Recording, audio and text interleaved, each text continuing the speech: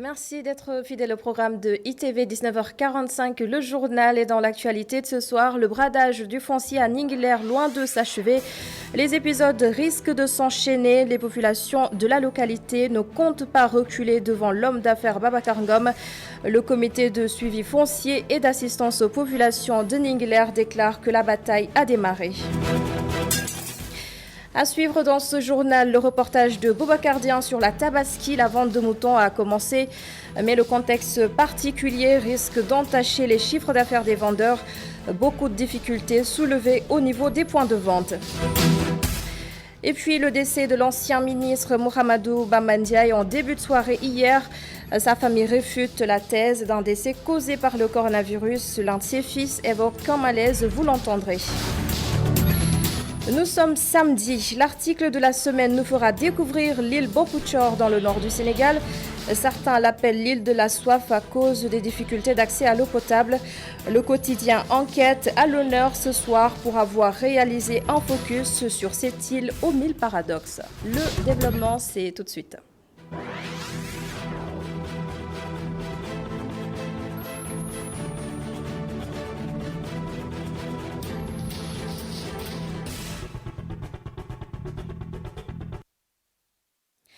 La question a soulevé une vague de réactions. Le litige foncier à Ninguiller est loin de connaître son épilogue. Les populations de la localité sont prêtes à se battre contre l'homme d'affaires Babacar Ngom. En engagement ferme réitéré cet après-midi lors d'une conférence de presse organisée par le comité de suivi foncier et assistance aux populations de Ninguiller. Le compte-rendu de Nancy Diouf. Laissez-nous nos terres. Tel est le cri de cœur du comité de suivi foncier et d'assistance aux populations de Ninguiller. Les problèmes fonciers suscitent les passions au quotidien ces derniers temps au Sénégal. En ce qui la concerne, la population de Ninguiller a mis sur pied un comité qui porte son combat face à la Sedima. Ce collectif est entré en contact avec le collectif qui s'est constitué récemment au niveau de Djilakh, qui réclame fondamentalement les 224 hectares dont dispose M. Babacar Ngom. Donc, les objectifs étant les mêmes, il se trouve qu'il y a une volonté aujourd'hui de vouloir opposer les deux populations. Et ça, c'est une invite que toutes les personnes qui sont à Dakar ou bien qui sont dans les zones citadines en train de parler de Ninguiller, il serait important qu'ils descendent sur le terrain pour voir exactement que les terres dont demandent ces populations, c'est le survie. Si on les ôte, ces terres, où est-ce qu'ils vont trouver de quoi se nourrir? Les membres du comité se disent ouverts à toute négociation. Ils lancent un appel à toutes les bonnes volontés qui voudront bien combattre à leur côté. Nous n'avons pas un problème avec Babacar Ngom. Nous savons ce qu'il représente pour le Sénégal. Même si c'était préciser une chose, nous sommes ouverts à toute négociation. Et c'est le lieu de remercier toutes ces personnes donc, qui s'activent dans ce dossier-là, qui sont à la recherche d'une solution, en tout cas qui sera la meilleure des solutions pour nos parents. Et nous lançons un appel à toutes les bonnes volontés qui voudraient venir combattre à notre côté pour véritablement que justice soit rendue à ces vaillants paysans de Ninguiller. Les populations de Ninguiller sont déterminées à ne pas se faire phagocyter par l'agrobusiness au détriment de l'agriculture paysanne. Ninguiller entend user de tous les moyens légaux pour recouvrer, selon le comité, les terres qui lui appartiennent. Nancy Diouf, la Tabaski est prévue à la fin de ce mois de juillet. Vous l'avez sans doute remarqué, les points de vente commencent ou s'installent petit à petit dans les rues et quartiers de Dakar, mais pas de rush pour le moment. Le contexte de pandémie ne facilite pas du tout la tâche aux vendeurs. Leurs premières impressions dans ce reportage signé Boubacar Dia. Des dizaines de moutons sont attachés sous ces bâches installées au bord de la route. Nous sommes à la cité d'Amel. En ce moment, les clients viennent à compte-gouttes. Pour le moment, les clients ne viennent pas ne viennent pas nombreux actuellement, quoi. Vers le rond-point 26, d'autres vendeurs s'y trouvent. Pour ce vendeur de moutons, les clients qui viennent tôt ont fait le bon choix. Les clients conscients de la pénurie qui aura lieu cette année sont conscients. Ils viennent petit à petit pour voir les moutons et de surcroît laisser un acompte pour qu'on les tienne leurs moutons et tout. Cependant, la principale difficulté reste l'alimentation des moutons en cette période de pénurie d'eau. L'alimentation, c'est difficile parce que ça coûte cher. Déjà, l'alimentation, elle est chère. Vous voyez, les prix des denrées pour les aliments ont un peu augmenté et aussi le prix de l'eau et aussi le prix des grains de coton qu'on donne aux moutons a un peu augmenté. Pour assurer la sécurité de leur cheptel, ces vendeurs de moutons se relayent la nuit. Ce sont les jeunes qui s'organisent, qui veillent à la sécurité des moutons. Ils passent la nuit ici avec beaucoup de difficultés. On se relaie les tours de garde avec l'appui des ASP qui sont présents à la cité d'Amel aussi. Toutefois, Moustapha Nying juge insuffisant le nombre de points de vente dans la région de Dakar. L'étudiant lance un appel au gouverneur. Là, au rond-point 26. Mais le décret du gouverneur qui a décidé des points de vente a décidé que ce point de vente ne sera pas d'actualité cette année. Parce que nous avions donné des points de vente comme le stade. Déjà arrivé au stade, c'était déjà plein. Liberté 6. De surcroît, les places là-bas, il paraît qu'on les vend. Si tu n'as pas l'argent comme nous sommes des débrouillards, nous sommes des étudiants, nous avions demandé un prêt. Pour certains d'entre nous, on a demandé un prêt pour aller acheter des moutons et tout. Maintenant, si aujourd'hui ils veulent nous vendre les places pour vendre nos moutons, ce sera un peu difficile. Après 3 semaines de la fête de Tabaski, la capitale sénégalaise s'approvisionne petit à petit en moutons. D'après les vendeurs que nous avons rencontrés, les prix varient entre 150 et 250 000 francs CFA. Les agressions à Dakar, on en reparle. Beaucoup se plaignent d'une insécurité saisissante dans les rues et beaucoup aussi indexent les scooteristes. C'est pour cela que nous leur avons donné la parole ce soir. Et ces conducteurs de moto dénoncent une forme de stigmatisation, un jugement non fondé, Bintaba. La plupart des jeunes de Fass utilisent le scooter comme moyen de transport. Matar s'indigne de la façon dont ils sont stigmatisés.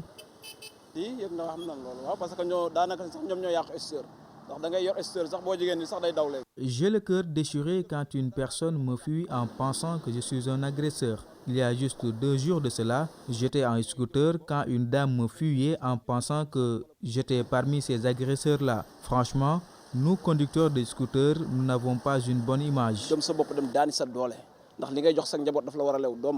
Malgré un accident sur l'autoroute à péage, Moussa continue toujours de rester fidèle à ce moyen de transport.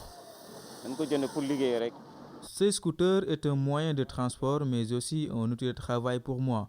J'ai récemment fait un accident de circulation sur l'autoroute à péage, mais je continue à utiliser mon scooter pour mes déplacements.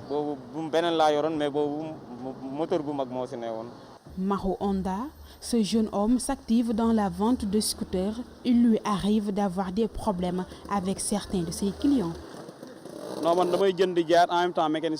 Je m'active dans la vente de scooters depuis plusieurs années. Je suis mécanicien en même temps et il m'arrive de vendre des scooters qui n'ont pas de papier. Mais maintenant, je ne le fais plus à cause des agresseurs qui ont sali ce business. Le scooter, un moyen de transport très utilisé par des jeunes. Cependant, des agresseurs l'utilisent pour le vol à l'arraché, ce qui installe un climat de méfiance chez certains individus.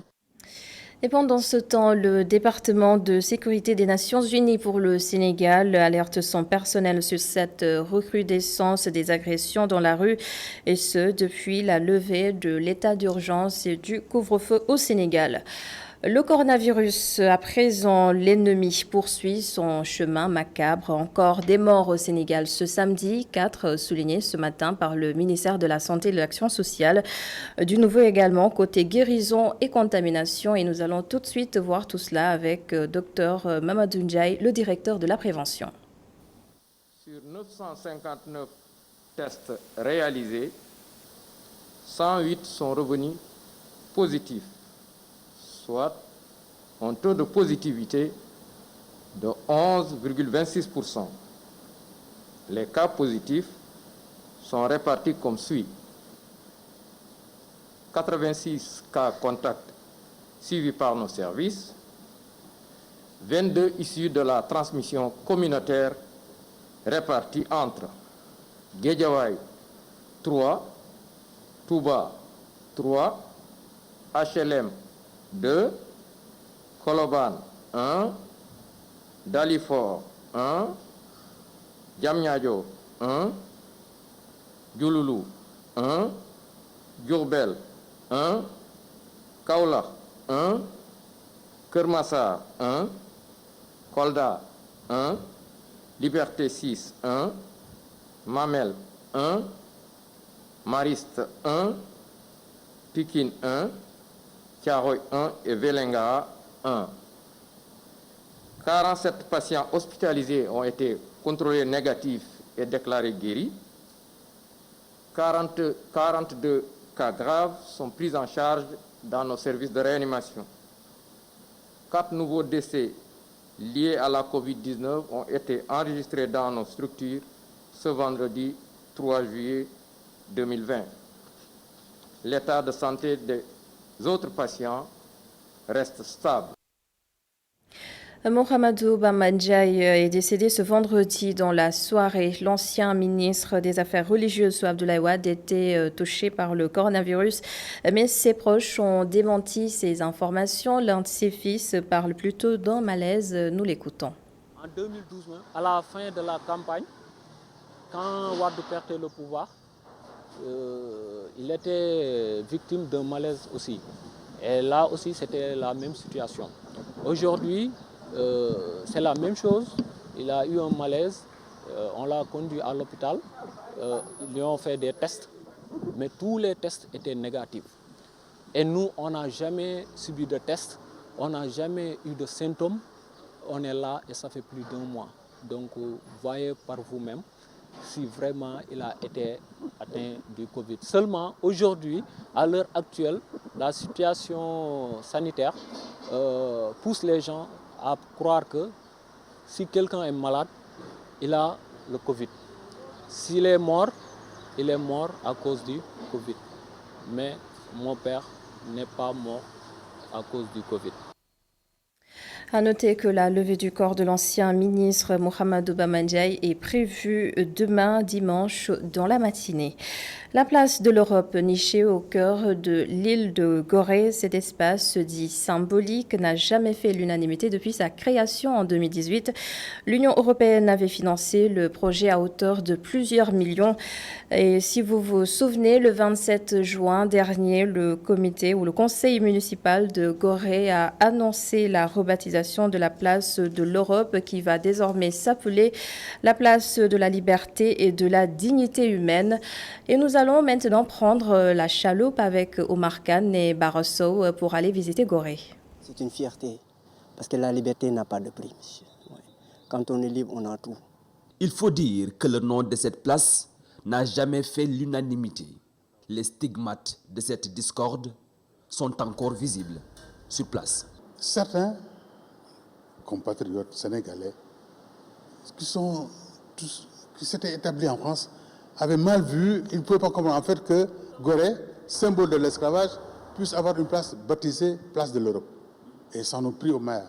J'ai eu à vivre un cas, un activiste qui était venu là, il y avait une plaque représentative qui était là, il a su faire une mauvaise prestation, quoi, je dirais. C'est pas une prestation quand même, il a joué un rôle vraiment qui n'est pas digne d'un Sénégalais, parce qu'il a eu à déchirer la bâche. Depuis lors, des mesures ont été prises de surveiller cette place, que Gorée bénéficie de l'atout de cette place qui n'était pas comme ça avant. L'Union européenne a financé le réaménagement de cet espace, inauguré le 9 mai 2018. Un réaménagement d'un coût de 150 millions de francs CFA. Une trahison? Non, nous dit-on du côté de la mairie. Je sais que Gorée ne peut pas être séparé de l'Europe, d'où mon discours. Ce n'est pas une cabale contre l'Europe et ce qui me servira de transition quand on dit que cette place maintenant est renommée et rebaptisée place de la liberté et de la dignité humaine. Donc ça, c'est une transition parce qu'à travers les valeurs européennes, à travers les valeurs de l'Union européenne, il y a la liberté, il y a la dignité. Et pas loin de ce moment où je vous parle, l'Union européenne aussi a eu à reconnaître l'esclavage comme crime contre l'humanité. Parce que l'idée en ce moment de renommer cette place, place de la liberté et de la dignité humaine, sans doute c'est lié aussi à ce qui s'est passé aux États-Unis. Ceux qui suivent souvent les médias et bien, verront que même la fille, je donnerai une anecdote, que même la fille de George Floyd, à travers un petit speech, elle avait dit que mon papa a changé le monde. Et ça fait partie des changements que son papa a fait et que Gorée a subi ces changements et c'est un changement positif pour Gorée et qui va réouvrir encore ses portes, qui va continuer à incarner ses valeurs d'ouverture, de culture, de paix et de partage. Globalement, ce qui cerne la chose, c'est qu'on a subi, on pardonne, mais on n'oublie pas. Pour autant, il n'est pas question de rebaptiser les rues. Il y a un projet de donner à quelques rues de Gorée des noms.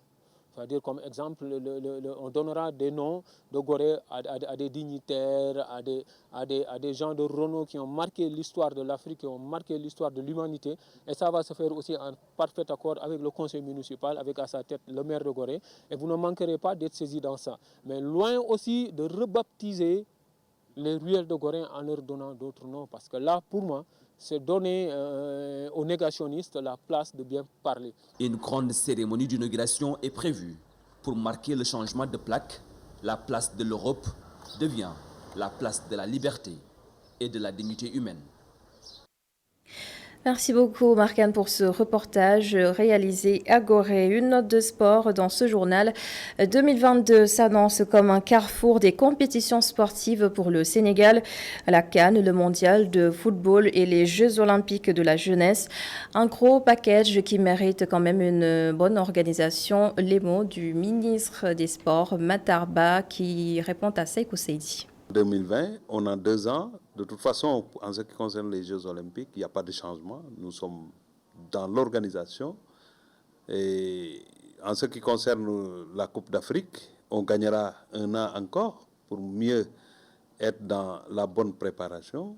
Et bien évidemment, la Coupe du Monde pourrait servir, la Coupe d'Afrique pourrait servir de moment d'entraînement pour une meilleure participation lors de la prochaine Coupe du Monde.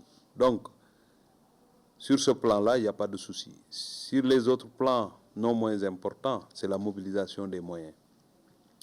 Ce que je demanderai à la fédération, parce qu'on parle que du football, hormis les...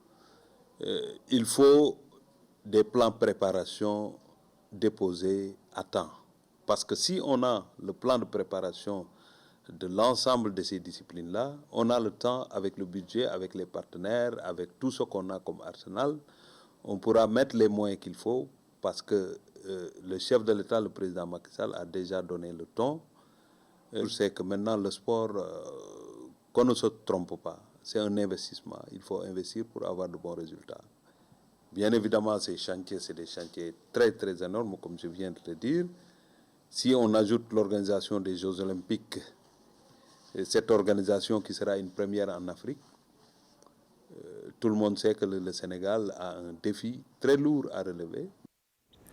L'intégralité de cet entretien à suivre ce lundi dans le tout premier numéro de la matinale de ITV Tok Tok Sénégal. C'est à suivre donc avec Seiko Seydi. Soyez au rendez-vous. À présent, cette interrogation. Connaissez-vous l'île Bopouchor?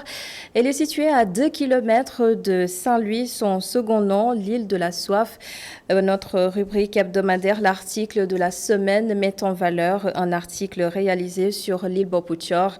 Une enquête menée par Ababa, journaliste à Enquête, et Elhadj Malick Cissé l'a rencontré.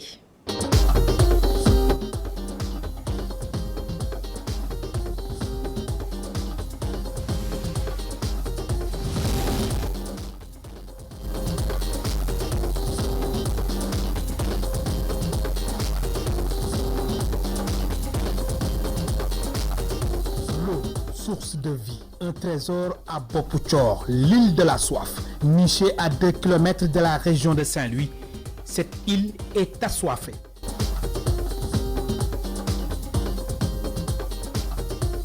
Bopouchor, l'île de la soif, parce que la population de Bopouchor a très soif.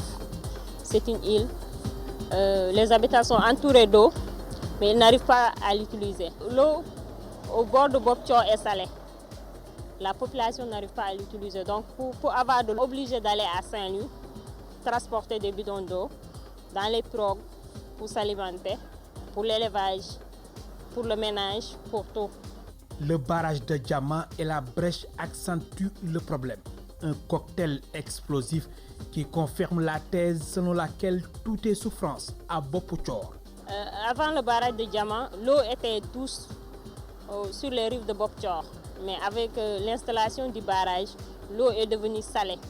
Parce que pendant la saison sèche, le barrage de Diama est fermé pour arrêter la salinité de l'eau au niveau de la vallée du fleuve, pour pouvoir faire l'agriculture au niveau de la vallée. Et quand on ferme le barrage de Diama, toute la salinité de l'eau se concentre dans les plages de Bopouchor, au niveau de Bopouchor. Ce qui fait qu'avec l'installation du barrage, la population de Bopouchor souffre encore plus. Après le barrage, il y a la brèche. La brèche a été installée pour un peu solutionner le problème de chavirement des pirogues au niveau de l'embouchure de Saint-Louis. Mais avec l'installation de la brèche encore, l'eau est devenue encore plus salée au niveau de Bopouchor parce que la brèche a encore augmenté la salinité de l'eau du fleuve puisqu'elle a un peu élargi encore l'embouchure, ce qui fait que le fleuve devient plus salé. Situé au fond du petit bras du fleuve Sénégal, les Saint-Louisiens connaissent-ils Bopouchor? Pour ma consoeur du journal Enquête, la réponse est non. À Saint-Louis, tout le monde connaît Bopouchor, mais pour situer l'île, c'est à ce niveau que se pose le problème. L'île est tellement enclavée, il n'y a pas de moyen de transport pour y accéder. Les insulaires pour aller à Saint-Louis ou bien rejoindre la terre ferme, ils utilisent les outils de travail, c'est-à-dire les pirogues. Mais il n'y a pas une pirogue ou bien une chaloupe spécialisée dédiée pour le transport entre l'île de Saint-Louis et Bopouchor. Ce qui fait que ce sont seulement les habitants de Bopouchor qui peuvent se déplacer, venir à Saint-Louis. Un étranger qui veut aller à Bopouchor, il faut avoir une connaissance là-bas pour y aller, pour le transport. Ce qui fait que l'île est très enclavée. Une magnifique île qui polarise aujourd'hui une population de près de 600 habitants. La matrone de Bopouchor déclare en page 7 qu'elle fait accoucher bénévolement depuis plus de 20 ans des femmes dans une pirogue. Ce qu'elle m'a fait savoir et qui m'a le plus marqué, c'est qu'à Bopouchor, la plupart de la population est née sur les pirogues au cours des évacuations vers Saint-Louis. Aujourd'hui, il n'y a pas de case de santé. La case de santé est fermée par manque d'eau et d'électricité.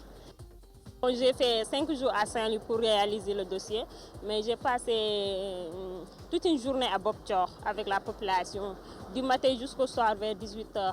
C'était un voyage inoubliable, un reportage qui m'a beaucoup marqué. De par ces populations, des populations très accessibles, très ouvertes. L'endroit est agréable, le climat est doux. Je me disais qu'il n'y a pas de problème, ici c'est le paradis.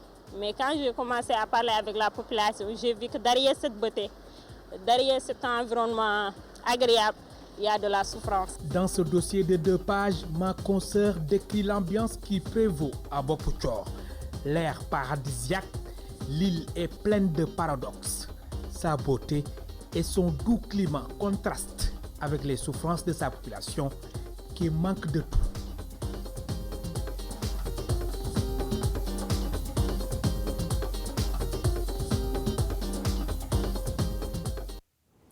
Merci beaucoup Elhadj Malick et rendez-vous la semaine prochaine pour un autre numéro de l'article de la semaine. Et voilà, c'est la fin de ce journal.